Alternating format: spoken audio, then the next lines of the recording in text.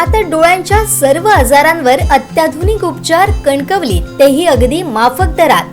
Nap I hospital Miraj संचलित विवेकानंद नेत्रालय आणि retina centre मध्ये आजपर्यंत 15,000च्या वर डोळ्यांची ऑपरेशन्स, विना टाका विना इंजेक्शन मोतीबिंदू शस्त्रक्रिया, डोळे तपासणी, चष्मा, तिरळेपणा आणि डोळ्यांच्या सर्व आजारांवर उपचार, डायबेटिक आणि उच्च रक्तदाब असलेल्या रुग्णांवरही डोळ्यांचे उपचार. आजच संपर्क करा विवेकानंद नेत्रालय आणि रेटिना सेंटर, प्रहार कार्यालयाच्या शेजारी, सनराइज टॉवर, श्रीधर नाईक चौक, मुंबई गोवा हायवेवर, कणकवली. संपर्क क्रमांक 9850 84 93 15, 8408 80 35 36 आणि 023 67 23 39 33. जिल्हा प्रमुखपदी निवड झाल्यानंतर संदेश पारकरांनी पहिल्यांदाच वैभववाडीत प्रेस घेतली. त्यावेळी ते काय बोलत होते पाहूया.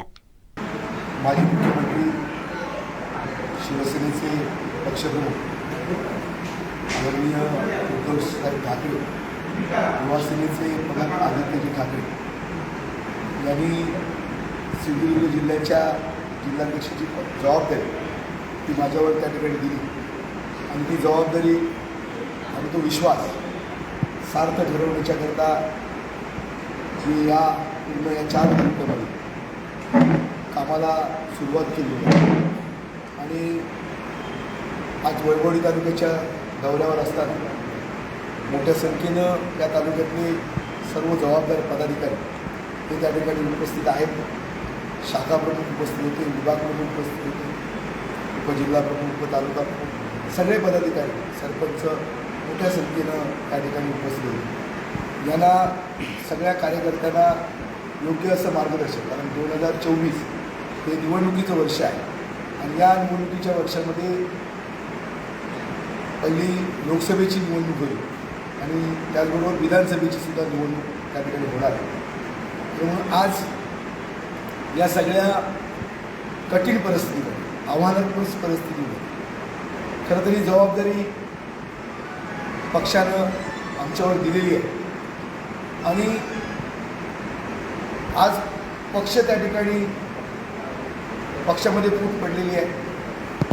निशाणी त्या ठिकाणी आमच्याजवळ नाही आहे आणि अनेक नेते हे शिवसेना सोडून त्या ठिकाणी गेलेले आहेत. असं असताना सुद्धा या सगळ्या वैभववाडी तालुका असेल, जरी नेते जरी काही प्रमाणामध्ये शिवसेना सोडून गेलेले असते तरी जनमत, जनाधार हा उद्धवजींच्या नेतृत्वावर स्वर्गीय बाळासाहेब ठाकरेंच्या विचारावर आहे. आणि म्हणून शिवसैनिक जो निष्ठावंत, प्रामाणिक जो शिवसैनिक आहे हा सत्तेमध्ये सुद्धा असताना त्या ठिकाणी एक सामान्य शिवसैनिक म्हणून राहिला आणि आज सत्ता नसताना सुद्धा पुन्हा एकदा लढण्याच्या जिद्दीनं त्या ठिकाणी उभा राहिलेला आहे. आणि म्हणून त्याच्यामध्ये एक आत्मविश्वास निर्माण करणं, त्याच्यामध्ये एक लढण्याची एक जिद्द निर्माण करण्याचा प्रयत्न या सगळ्या दौऱ्यामधनं आहे. खरं तर आज संघटनेमध्ये जे जबाबदार पदाधिकारी आहेत त्यांच्याबरोबर अधिक त्या ठिकाणी जबाबदारी त्या ठिकाणी देण्यात येणार आहे. विभाग प्रमुख असतील, शाखा प्रमुख असतील, तालुका प्रमुख, हे सगळे जे पदाधिकारी आहेत त्यांच्यावर चांगली जबाबदारी त्या ठिकाणी देण्यात येणार आहे. आणि त्याचबरोबर जे जुने त्या ठिकाणी संघटनेमध्ये आहेत त्यांना त्या ठिकाणी वरच्या पदावर घेऊन नव्या कार्यकर्त्यांना सुद्धा ते काही फेरबदल करून नव्या कार्यकर्त्यांना सुद्धा संधी त्या निमित्तानं देण्यात येणार आहे. आणि संघटनेमध्ये प्रत्येक कार्यकर्त्याचं काम जे आहे ते लक्षात घेऊन त्याप्रमाणे तशा कार्यकर्त्यांवर ही जबाबदारी देण्याचा प्रयत्न त्या ठिकाणी आहे. वैभववाडी तालुका एक छोटा तालुका आहे. जवळजवळ 3 जिल्हा परिषद आणि 6 पंचायत समिती मतदारसंघ असलेला हा तालुका आहे. आणि या तालुक्यामध्ये शिवसेनेचे जे काय उपक्रम असतील, कार्यक्रम असतील, संघटनात्मक त्याचबरोबर जे कार्यक्रम असतील ते त्या ठिकाणी दिले जातील आणि एक सक्षम पर्याय ठाणे भाजपच्या विरोधामध्ये या मतदारसंघामध्ये, या तालुक्यामध्ये त्या ठिकाणी निर्माण केला जाईल.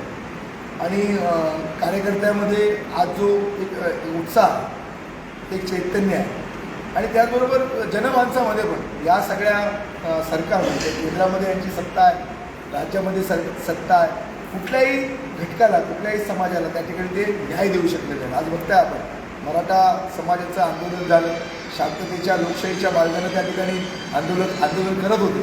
पण या सरकारनं आतापर्यंत अनेक आंदोलनकर्त्यांवर लाठीचार्ज केली. आपल्याला माहिती आहे की बारसू जो रिफायनरी प्रकल्प आहे, या प्रकल्पावर सुद्धा तिथल्या शेतकऱ्यावर लाठीचार्ज करण्याचं काम या सरकारने केलं.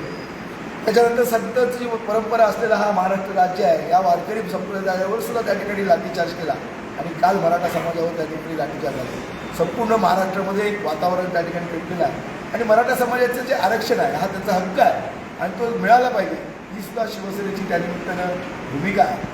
आणि म्हणून आज कुठल्याच समाजाला, दलित असेल, मुस्लिम असेल, कुठल्याच समाजाला त्या ठिकाणी न्याय राज्य सरकार आणि केंद्र सरकार त्या ठिकाणी देऊ शकलेलं नाही. आणि म्हणून या सत्ताधाऱ्याचा भ्रमनिरास त्या ठिकाणी जनतेमध्ये भ्रमनिरास झालेला आहे.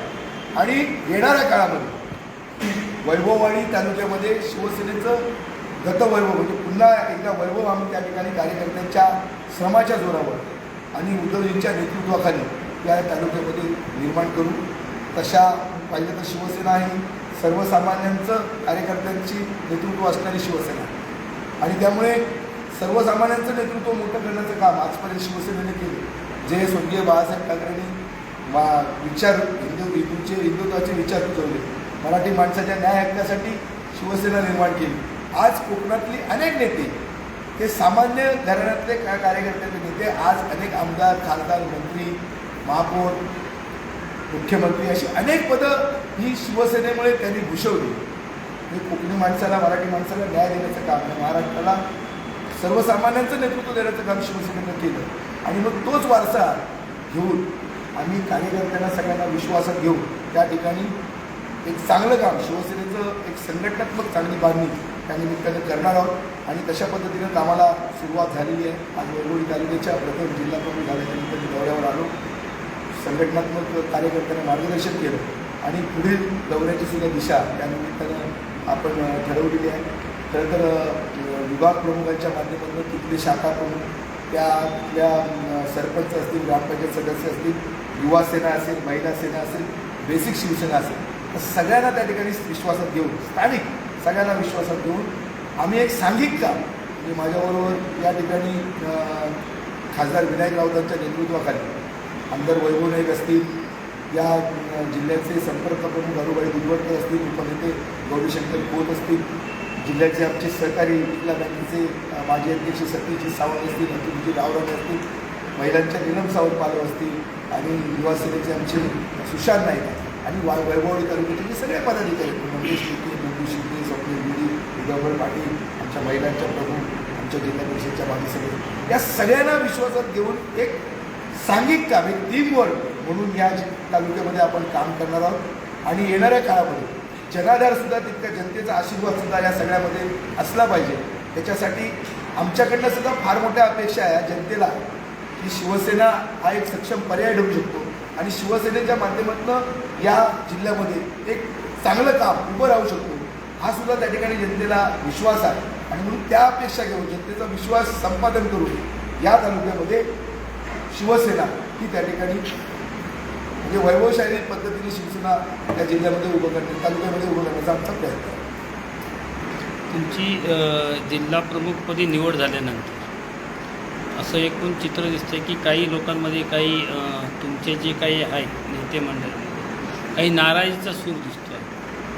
काही काल दहीहंडीचा कार्यक्रम होता, तिथे काही लोक दिसले नाही प्रमुख, आजही काही लोक दिसले नाहीत. ते नेमकं म्हणजे काय अशी नाराजी वगैरे आहे? तर संघटनेमध्ये बदल, फेरबदल होत असतात आणि माझ्या तर माहितीमध्ये कुठलीही नाराजी आमच्या संघटनेमध्ये आहे. आम्ही सगळे एक संघ आहोत आणि एक संघपणे या तालुक्यामध्ये, या जिल्ह्यामध्ये या सगळ्या राणे भाजपच्या विरोधात आम्ही लढणार आहोत. आणि प्रत्येकाला जबाबदारी, प्रत्येक नेत्याला जबाबदारी वाटून देण्यात आली आणि जितकं काही प्रत्येक नेत्यासाठी करता येईल तो प्रयत्न आमचा राहणार आहे. कुठंतरी या बदल फेरबदलामध्ये कुठंतरी जबाबदाऱ्यांची वरखाली पदाखाली होतो, पण आमचं एक कुटुंब आहे, आमचा एक परिवार आहे, शिवसेना एक परिवार आहे. आणि आपल्याला माहिती आहे की शिवसेनेमध्ये एवढी जरी मोठी फूट पडलेली असते महाराष्ट्रामध्ये, तरी या जिल्ह्यामध्ये आपल्याला शिवसेना ही एक संघ आपण पाहिली आणि म्हणून शिवसेना ही या ठिकाणी एक संघ आहे. जे कोणी सगळे नेते आहेत ते सगळे तुम्हाला आता ते काय मला पद मिळालं, तातडीनं माझे दौरे लागले, त्यामुळे पुढच्या दौऱ्यांमध्ये किंवा त्याच्यामध्ये सगळे जे तुमच्या मनामध्ये जे कोण नाराज असं तुम्हाला वाटत आहे सगळे एकत्र येतील. कारण आम्ही शेवटी एक संघपणे लढल्याशिवाय या मतदारसंघामध्ये त्या ठिकाणी यश येणार नाही, सांघिक काम केल्याशिवाय त्या ठिकाणी यश येणार नाही. आणि उलट सगळ्या नेत्यांची जबाबदारी आहे की शिवसैनिकांना विश्वास देणं की आपणही या मतदारसंघामध्ये जिंकू शकतो, या मतदारसंघामध्ये भगवा पडू शकतो, हा विश्वास शिवसैनिकांमध्ये निर्माण करणं आणि जनाधार शिवसेना उद्धवजींच्या नेतृत्वाचा जनाधार हा या वैभववाडी तालुक्यामध्ये निर्माण करणं हे आमचं काम आहे. आणि म्हणून शिवसेनेच्या माध्यमातून जनतेमध्ये जाऊन गाठीभेटी आम्ही घेऊन संपर्क अभियान त्यानिमित्तानं राबवू आणि प्रत्येक तालुक्यातल्या प्रत्येक गावामध्ये ग्रामीण असेल शहर असेल या सगळ्या भागामध्ये जाऊन शिवसेनेचा विचार रुजवण्याचा प्रामाणिक प्रयत्न आम्ही करू. आणि एवढंच काय अनेक तुम्हाला जे दिसत आहेत हे शरीराने आलेले आहेत असे अनेक लोक मनाने वेगवेगळ्या पक्षातले आमच्यावर आहेत की त्यांना आता या सगळ्या राणे भाजपचा म्हणजे 10 वर्ष झाली एकाधिकारशाही जी चालू आहे प्रस्थापित जे आहेत आणि जी सगळ्या सत्तांच्या माध्यमातून जनतेच्या पैशांची जी लूट चालू आहे ही सगळी सत्तास्थानं आहेत, जी सत्ता केंद्र आहे, जिल्हा बँक असेल, ग्रामपंचायती असतील, जिल्हा परिषद असेल, आमदारकी असेल आणि त्यामुळे जनतेमध्ये तीव्र असंतोष आहे, तीव्र नाराजी आहे. आणि म्हणून हे या मतदारसंघामध्ये या तालुक्यामध्ये भविष्यामध्ये जेव्हा निवडणुका होतील त्यावेळी तुमच्या लक्षात येईल की या तालुक्यामध्ये शिवसेनेची ताकद काय आहे, शिवसेना अशा पद्धतीनं त्या ठिकाणी या सगळ्या सत्तास्थानावर सर्वसामान्य कार्यकर्त्याचं नेतृत्व उद्धवजींच्या नेतृत्वाखाली शिवसेनेच्या माध्यमातून उभं करणार.